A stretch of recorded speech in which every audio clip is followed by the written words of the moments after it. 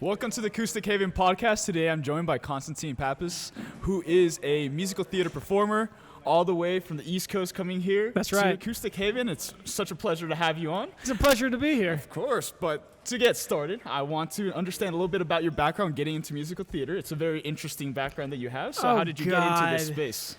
All right. Well, the long story short is... No, keep it long. Keep it long? Yeah. Okay, keep it nice and long. So my Uncle Evan was a Broadway performer. Yep. And still is. He debuted on Broadway in 1992 in a show called My Favorite Year, where he was the title role of that show. Yeah. Benji Stone, which is based on the movie. Yep. And he was surrounded by stars: Tim Curry, Lainey Kazan, Andrea Martin, Katie Finneran, to name a few. Yeah. And that was really his big thing. And from then, onward, he just maintained a very healthy and solid career. And I really looked up to him, listening to his recordings every day. Mm-hmm.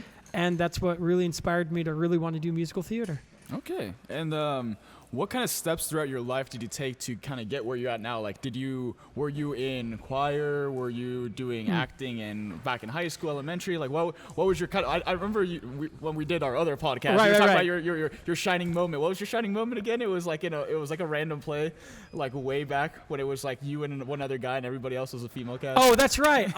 My big debut in the elementary school production at Temperance Cutner Elementary School in Fresno, California. In Mother Goose Incorporated, I played the Prince Charming with 2 other men and a cast of 43 women. So, no shortage of women. So yeah, that was my big debut, and I never looked back. I love it.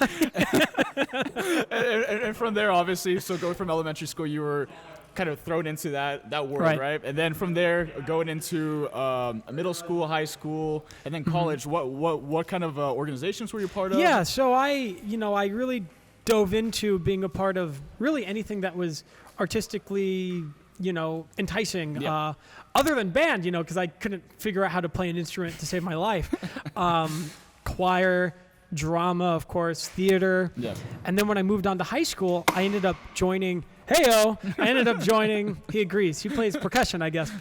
I joined the forensic speech and debate program, which really expanded my toolkit of really critically looking at a piece of material and finding a way to either condense it or elongate it, and to perform multiple characters at once. Yeah. And also on the flip side, the debate part, also looking critically at how to analyze, arguments and how to be a better speaker and presenter. Yeah. And so everything just tied into itself. And then it really propelled me to pursue musical theater and especially opera, which I fell in love with my freshman year of high school. And now I do more musical theater now, but when I get a chance to pull up the opera chops, boy, do I love to do so. Oh yeah, and that's one of those skills that you don't know, like, as we discussed before, you don't really know you have that opera skill set until you try it one time and you're like, oh, I actually can project. Right. No, and it's so weird because no freshman in high school in their right mind thinks, I'm going to be an opera singer. Like, what? What kind of dream is that? And you don't think that there's others in the world. You're like, I must be the only one. Yeah. Besides Looney Tunes, and Bugs Bunny. Like, Kill the Wabbit, Wabbit of Seville. Like, classics. I absolutely love it, man. So going off of your kind of upbringing into musical theater and all that kind of stuff, I know you have performed all over the world, right? You were on the Viking Cruise Line, and on top of that, you performed all over New York, Broadway areas, and then now you've toured around the United States, obviously, as well. Correct. So from all those experiences going around, what has been kind of like the couple like learning lessons as a musical performer in musical theater that really kind of has helped you progress as an artist? It's knowing that you are enough. Okay. That is, and that's a hard thing to think of, especially, in a field where there's so many uncertainties. Mm-hmm. You could go get a degree in theater, but in no way does that translate to you landing a job or a gig or anything, or being better or worse. And so just knowing that what you bring to the table is just that. Yeah. Will make your life a whole lot easier. Mm-hmm. Going into an audition and knowing that there are so many other factors going into casting for a show. Yeah. You can just kind of let it brush off your shoulders and be okay with it. Okay.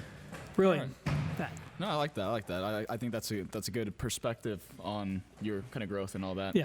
To tie off of that, going into uncomfortable situations as a musician, Yeah. that's very, very important. Talking about Acoustic Haven here. So within 1 week, you performed everything. You prepared and performed everything with the band that you had. Having a very, very talented team, of course. Having, Absolutely. Miguel as your drummer, having Alex as your bassist, and then having Malik as your pianist. And it's a great team, came together. Oh, yeah. You made a fantastic performance out of it. But within 1 week, you made that. So Right. what was that process like?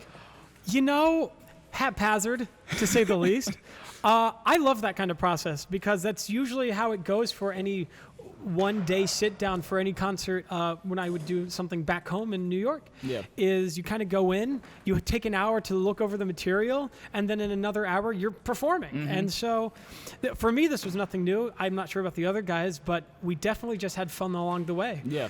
The first time we really got to perform together because of our varying schedules was last night performing in front of a student group. Yeah. And so I love it. And then for me to say, hey, we're going to cut one of the songs we half rehearsed and do a song we've never done and then perform it today was absurd, but it was amazing. And not even that it was just any song you put in there. You put in a song that you got to perform well. That's Frank Sinatra we're talking That's about. Frank here. Sinatra. Like, good old Frankie. Yeah, good old little Frankie, right? Good old little Frankie. Yeah, but not to be confused with Valley, I just Exactly. But like going off of that, so obviously Frank Sinatra, great performance, great song that you guys chose. But then the last song you did. So all right. you decided to do Old Town Road, which I think was a fantastic thing to include based off of a musical theater performance and then tying in Old Town Road, which is blown up on the charts. Obviously, it's all over the place, and you guys added your own spin to it. So what was the process like looking at Old Town Road, this like really, really hyped up song, and then doing your own way? All right, so I blame Ethan Castro because I never remember that I can't tell him something jokingly and not know he's going to put something out that is like, legit. It's legit. We're going to do this. And so when he sent me the sheet music initially, I loved the idea because we had been talking about combining something old world and new world. Yep. And so that's why you have I believe it's the Bach playing, interluding most of Old Town Road. Yeah. And so once I heard it, I went, okay, there's something to this. And then trying to figure out where I fit into it because in no way am I a rock, I'm not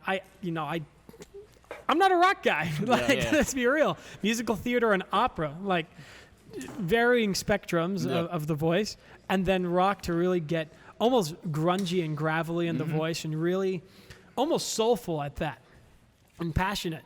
And so to really just give this a shot and see what would happen, I'll tell you what, I just had so much fun doing it. Yeah.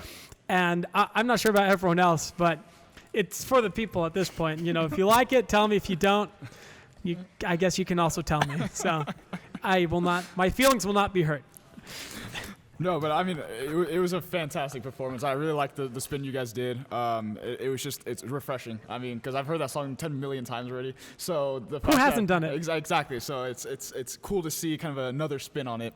But to kind of close out this podcast conversation, the one way that we always want to kind of close it out is for our audience, especially younger musicians, and in this case, musical theater audience. What would your advice be to young individuals in musical theater that are trying to make it and actually get into musical performances, Broadway, and all that? I would say stop while you're ahead. But for real though, if you're not willing to give 105% every day, and then also be able to flip on a dime and say you are enough and be okay with how things are turning out, you're not going to make it. So be positive as best as you can be. I'm not saying wear a smile in, days of sadness, but it does help. It's scientifically proven that to frown takes more energy than to smile. Yep. And so that definitely helps. So do that. Next piece of advice is be confident. And specific to going into an audition room, I would say, because of all the factors going into it, know that everyone behind the table are paying for the space that you are auditioning in, paying everyone else on the panel to make sure this goes right, Yep. that there are factors beyond your control, and that just go in there and give them a great show. Yeah. And then be okay with whatever the result is and just say, I did it, and move on. And don't even think about it. Like, just forget about what happened. If there was something to learn in that, I mean, definitely learn something. Which brings me to my third point. You can never stop learning. Yep. You can never stop learning. There's so much to learn. Just go on YouTube. There's a reason that there's just billions of videos, which means there's billions of pieces of information to take hold of. Yep. And you can never stop expanding you can never, am I tongue-tied? You can never stop expanding your toolkit. Yeah. So that's what I would leave you kids with. So be confident, be positive, and give it a great show. I love it. So I think that's honestly a perfect way to close out. I appreciate you being on Acoustic Haven, Constantine. Well, thank you for having me, as always. I love seeing your talent grow, and I can't wait to see where it's going to be in the future. Absolutely. Awesome. Good.